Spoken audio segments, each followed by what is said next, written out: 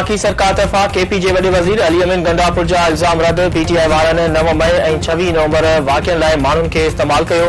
परॾेही मीडिया खे गुमराह कंदड़ ब्रीफिंग जो हक़ीक़त सां को बि तालुक नाहे। अली अमीन गंडापुर खे मुज़ाहिरनि ऐं धरणनि खां सवाइ ॿियो को बि कमु नाहे। क़ौम 9 मई जे वाक़िअनि खे कॾहिं बि विसारे नथी सघे। अता तारड़ तहरीक इंसाफ़ अवामी भलाई बदिरां हमेशह गार्गन जी सियासत कई आहे। मुल्क मां नफ़रत जी सियासत ख़त्म करणी पवंदी। राणा सनाउल्ला तहरीक इंसाफ़ कॾहिं बि सिविल नाफ़रमानी त कॾहिं वरी ॻाल्हियुनि जी ॻाल्हि करे थी। जेको माहौल पीटीआई बणायो आहे उन में के बि ॻाल्हियूं नतीजो ॾींदड़ नथियूं थी सघनि। ख्वाजा आसिफ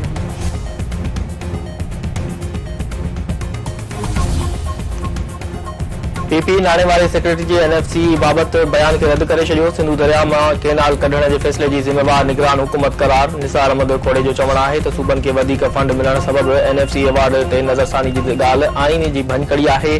एनएफसी अवार्ड ते नज़रसानी करण बदिरां नओं अवार्ड जारी करणु घुर्जे। निगरान हुकूमत सिंधु दरिया मां केनाल कढण जो ऑर्डिनेंस जारी कयो जेको हाणे ख़त्म थी चुको आहे। चौलिस्तान केनाल जी कंहिं बि फोरम तां मंज़ूरी न वरिती आहे।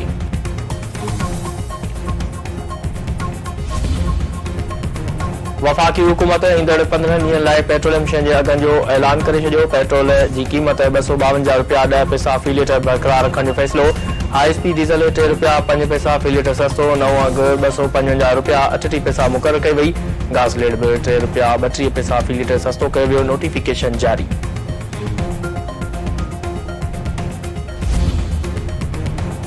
आर्मी पब्लिक स्कूल पेशावर सानी खे 10 साल गुज़री विया। ज़ख़्म अॼु बि ताज़ा। 16 दिसंबर 2014 में दहशतगर्दनि स्कूल में घिड़ी 132 ॿारनि समेत 149 ॼणनि खे शहीद कयो हो।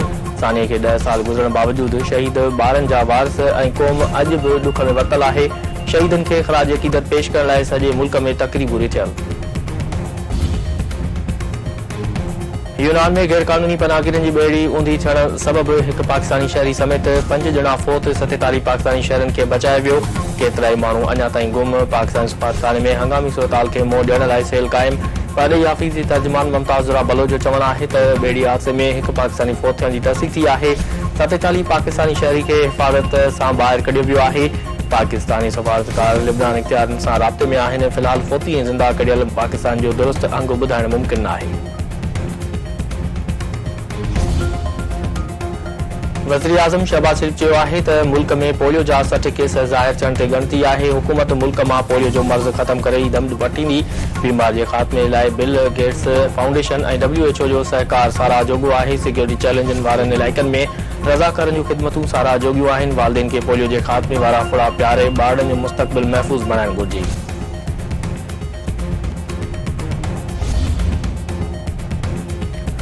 सिंधु दरिया मां केनाल कढण ख़िलाफ़ सिंध सरापा एहतजाज। मटियारी में जस्कम तरफ़ां सनान कुरैशी जी अॻुवाणी में मुज़ाहिरो ऐं धरणो। जामशोरे में सिंध यूनाइटेड पार्टी जो जामशोरे शहर खां कोटड़ी बैराज ताईं पैदल मार्च। सकरन में सिंध यूनाइटेड पार्टी कारकुननि जो पैदल मार्च। कराची हैदराबाद नवाबशाह उमरकोट दादू बावड़े समेत ॿियनि शहरनि में बि एहतजाजी मुज़ाहिरा। अॻुवाणनि जो चवणु आहे त सिंधु दरिया मां कंहिं बि सूरत में केनाल कढण जो फ़ैसिलो क़बूल न कयो वेंदो। सिंध खे हिसे जो पाणी न मिलण सबबि लखे एकड़ ज़मीन समुंड गिड़काए वियो आहे। मीरपुरख़ास में आबादगर हारी तहा तरफ़ां सिंधु दरिया मां केनाल कढण ख़िलाफ़ रैली ऐं धरणो। अॻुवाणनि जो चवणु आहे त सिंधु दरिया मां गैर क़ानूनी तौरु केनाल कढिया पिया वञनि। सिंध जे पाणी ते धाड़ो लॻो त लखे एकड़ ज़मीन बणिजी वेंदी। सिंधु दरिया मां पाणी कढण सां ॿहिराड़नि सां गॾु शहरनि जी मैशत बि तबाह थी वेंदी।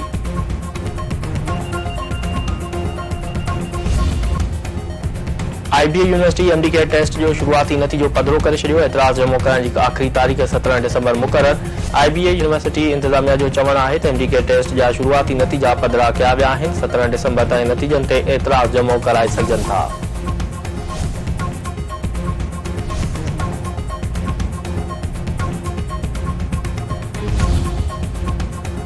शिकारपुर शहर जे लतीफ़ शाह पाड़े में हथियारबंदनि फायरिंग करे नौजवान खे क़त्ल करे छॾियो। फारूक कमरू तौरु सुञाणप वाक़िए बाद जवाबदार फरार। मर्द ज़रूरी कार्रवाई लाइ इस्पताल मुंतक़िल।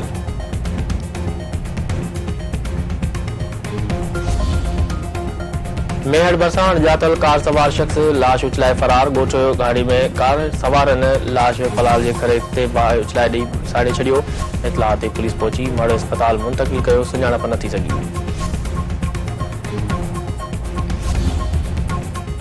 चैंपियंस ट्रॉफी ते पाकिस्तान ऐं भारत विच में समूरा मामला तय थी विया। ICC ॿिन्ही मुल्कनि विच में मुआहिदे जी मंज़ूरी ॾेई छॾी। भारतीय मीडिया दावा कई आहे त चैंपियंस ट्रॉफी आईबर्ड मुआहिदे तहत खेॾी वेंदी। 3 सालनि ताईं भारत पाकिस्तान ऐं पाकिस्तान वरी भारत वञी को बि इवेंट न खेॾंदो।